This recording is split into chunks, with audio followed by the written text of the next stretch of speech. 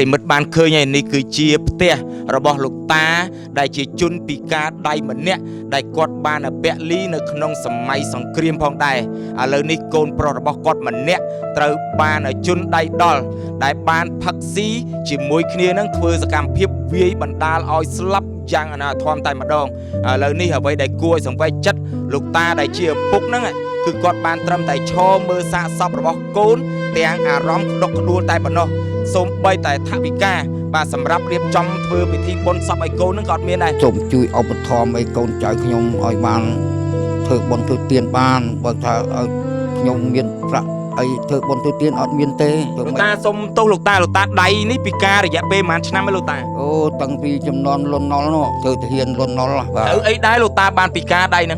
នឹងត្រូវអាក្របបេវាបាញ់បុកមកដាច់ដៃហ្មងលោកតាដាច់ដៃព្រោះខ្ញុំនឹងទាំងសេលឹបតក្បាលបានតក្បាលបន្តិចហើយដល់ពេលនេះអាដៃវានៅកាន់កភ្លើងនៅមាត់ទាំងសេនោះបុកមកត្រូវបាទចឹងមានតែប៉ុណ្្នឹងលោកតាណាបាទខ្ញុំសូមបបរោះជន់ឬក៏សង្កាត់ខណ្ឌអីជួយឧបត្ថម្ភខ្ញុំផងខ្ញុំក្រីក្រណាខ្ញុំមាន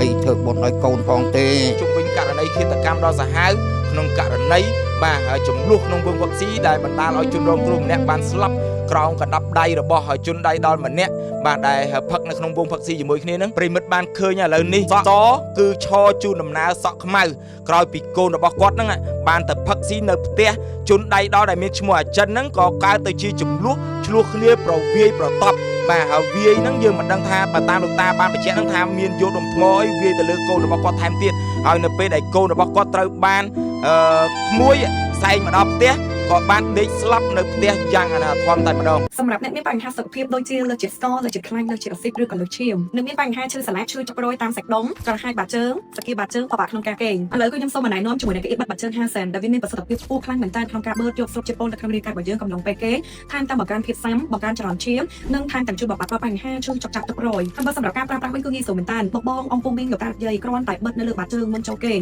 ហើយស្អែកក៏លំនៅនៅពីគេងយើងបកចឹងគឺមានអារម្មណ៍ថាធូរស្រាលស្រស់ស្រាយតាំងពីបកប្រែលើដំបងនឹងមកអញ្ចឹងបងអង្គមីងអាចរកទិញបាននៅលើទីផ្សារទូទាំង25ខេត្តក្រុងឬក៏អាចតំណតំតាម Page ឬក៏ Telegram ដែលមាននៅក្នុងវីដេអូនេះបានជាលើកដំបូងកាហ្វេ 4 in 1មាននៅស្រុកខ្មែរផលិតដោយក្រុមហ៊ុនកាហ្វេធម្មជាតិស៊ីនវ៉ៃយូធានាទាំងគុណភាពនិងតម្លៃថោកត្រឹមតែ1000រៀលក្នុងមួយកញ្ចប់និងមានតែមួយគត់នៅកម្ពុជាលំអោនកាយគោរពនិងជម្រាបសួរប្រិមិត្តដែលកំពុងតែទស្សនារាល់ព័ត៌មាននៃអង្គភាពព័ត៌មានវិទ្យុ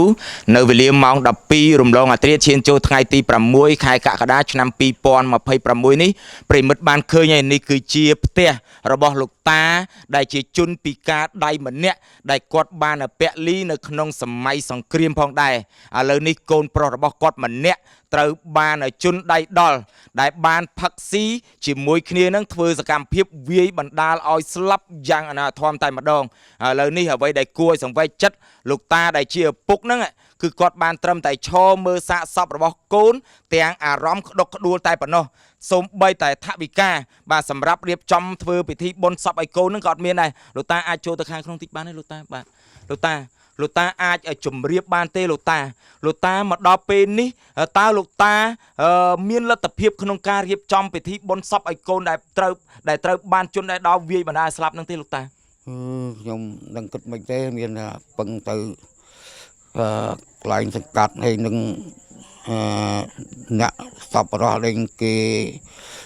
សូមជួយឧបត្ថម្ភឲ្យកូនចៅខ្ញុំឲ្យបានធ្វើបុណ្យធ្វើទានបានបើថាឲ្យខ្ញុំមានប្រាក់អីធ្វើបុណ្យធ្វើទានអត់មានទេ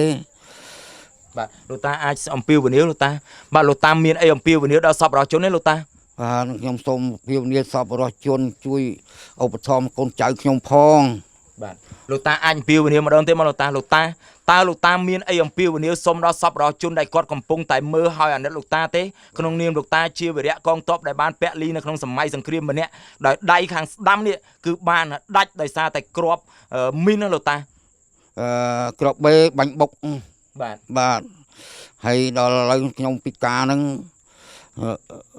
ប្រពន្ធក៏លែងគ្នាហើយពន្ធដើមស្លាប់ពន្ធចុងលែងគ្នាហើយបាទលោកតាមានអីអំពាវនាវដល់សប្បុរសជនដើម្បីឲ្យជួយដល់កូនលោកតាបានរៀបចំធ្វើបុណ្យសពទេលោកតាបាទ ខ្ញុំសូមឲ្យសប្បុរសជនឬក៏សង្កាត់ខណ្ឌអីជួយឧបត្ថម្ភខ្ញុំផងខ្ញុំក្រីក្រណាខ្ញុំគ្មានអីធ្វើបុណ្យឲ្យកូនផងទេចុះឥឡូវហ្នឹងកូនសូម្បីតែមកឈូក៏អត់មានលុយទិញឲ្យដាក់កូនឯងលោកតាអត់មានទេអត់មានលុយទិញក្តាមឈូកក្តារអីទេបាទលោកតាមានលេខទូរស័ព្ទទេលោកតាខ្ញុំទូរស័ព្ទក៏អត់មានលេខទូរស័ព្ទក៏អត់មានដែរលោកតាអត់មានសូម្បីតែលេខទូរស័ព្ទលោកតាបាទអត់មានទូរស័ព្ទប្រើទេលោកតាអត់មានទូរស័ព្ទប្រើអូអញ្ចឹងលោកតាអាចសុំលេខទូរស័ព្ទអ្នកចិត្តខាងណាម្នាក់ទេដើម្បីបងប្អូនយើងគាត់ជួយលោកតាគាត់តាក់ទងមកលោកតាតាពីការដៃខាងស្ដាំហ្នឹងពីការដោយមូលហេតុអីដែរលោកតាបាទកាលធ្វើតបទៅហ៊ានកាលចំនួនលន់ណុលនោះបាទដៃហ្នឹងត្រូវអីបានដាច់ហ្នឹងលោកតាត្រូវក្របបេគេបាញ់បុកមកអូបាទចឹងមានតែប៉ុណ្្នឹងលោកតាបាទអរគុណច្រើនណាស់លោកតាបាទអរគុណច្រើនបងប្អូនសម្រាប់ការទស្សនានិងការតាមដានជុំវិញករណីបុរសម្នាក់ដែលជាកូនរបស់លោកតាដែលជាជនពិការភាពដៃស្ដាំមួយចំហៀងដែលគាត់បានពលីបាទក្នុងសម័យសង្គ្រាមប្រិមិត្តបានឃើញឥឡូវនេះបាទសក់បាទសគឺឈរជូនដំណើរសក់ខ្មៅក្រោយពីកូនរបស់គាត់ហ្នឹងបានទៅផឹកស៊ីនៅផ្ទះជនដៃដល់ដែលមានឈ្មោះអាចិនហ្នឹងក៏កើតទៅជាចំនួនឆ្លោះគ្នាប្រវាយប្រតប់បាទហើយវាយហ្នឹងយើងមិនដឹងថាបើតាមលោកតាបានបញ្ជាក់ហ្នឹងថាមានយកដុំថ្មអីវាយទៅលើកូនរបស់គាត់ថែមទៀតហើយនៅពេលដែលកូនរបស់គាត់ត្រូវបានក្មួយសែងមកដល់ផ្ទះក៏បានដេកស្លាប់នៅផ្ទះយ៉ាងអនាធមតែម្ដងអរគុណច្រើនបងប្អូនសម្រាប់ការទស្សនានិងការតាមដានជុំវិញករណីឃាតកម្មដ៏សាហាវក្នុងករណីបាទចំនួនក្នុងវងផឹកស៊ីដែលបណ្ដាលឲ្យជនរងគ្រោះម្នាក់បានស្លាប់ក្រោមកណ្ដាប់ដៃរបស់ជនដៃដល់ម្នាក់បាទដែលផឹកនៅក្នុងវងផឹកស៊ីជាមួយគ្នានឹងឥឡូវនេះជុំវិញករណីខាងលើនេះយើងទុកការងារនេះឲ្យសមត្ថកិច្ចលោកធ្វើការតាមជំនាញនិងនីតិវិធីបន្តរបស់លោកចុះអរគុណបងប្អូនមានចំណុចណាខុសឆ្គងសូមបងប្អូនមេត្តាខន្តីអភ័យទោសឲ្យខ្ញុំទាំងអស់គ្នាផងអរគុណសម្រាប់អ្នកមានបញ្ហាសុខភាពដូចជាលើកជាស្ករលើកជាខ្លាញ់លើកជាអាស៊ីតឬក៏លើកឈាមនិងមានបញ្ហាឈឺសន្លាក់ឈឺចុកព្រួយតាមសាច់ដុំក្រហាយបាតជើងសកៀបាតជើងពិបាកក្នុងការគេងឥឡូវខ្ញុំសូមណែនាំជាមួយនឹងកៅអីបាត់ជើង50ដែលវាមានប្រសិទ្ធភាពខ្ពស់ខ្លាំងមែនទែនក្នុងការបឺតយកស្រូបជាតិពុលនៅក្នុងរាងកាយរបស់យើងកំឡុងពេលគេថែមទាំងបង្កើនភាពស៊ាំបង្កើនចរន្តឈាមនិងថែមទាំងជួយបំបាត់បញ្ហាឈឺចុកចាក់ទឹកព្រួយហើយបើសម្រាប់ការប្រើប្រាស់វិញគឺងាយស្រួលមែនទែនបងអង្គមីងលោកតាយាយគ្រាន់តែបិទនៅលើបាតជើងមុនចូលគេងហើយស្អែកព្រលឹមឡើងនៅពីគេងយើងបកចាញ់គឺមានអារម្មណ៍ថាធូរស្រាលស្រស់ស្រាយតាំងពីបកប្រែលើដំបូងនឹងមកអញ្ចឹងបងអង្គមីងអាចរកទិញបាននៅលើទីផ្សារទូទាំង25ខេត្តក្រុងឬក៏អាចតំណតាម Page ឬក៏ Telegram ដែលមាននៅក្នុងវីដេអូនេះបានជាលើកដំបូងកាហ្វេ 4 in 1 មាននៅស្រុកខ្មែរផលិតដោយក្រុមហ៊ុនកាហ្វេធម្មជាតិ Sinvayu ធានាទាំងគុណភាពនិងតម្លៃថោកត្រឹមតែ 1000 រៀលក្នុងមួយកញ្ចប់និងមានតែមួយគត់នៅកម្ពុជា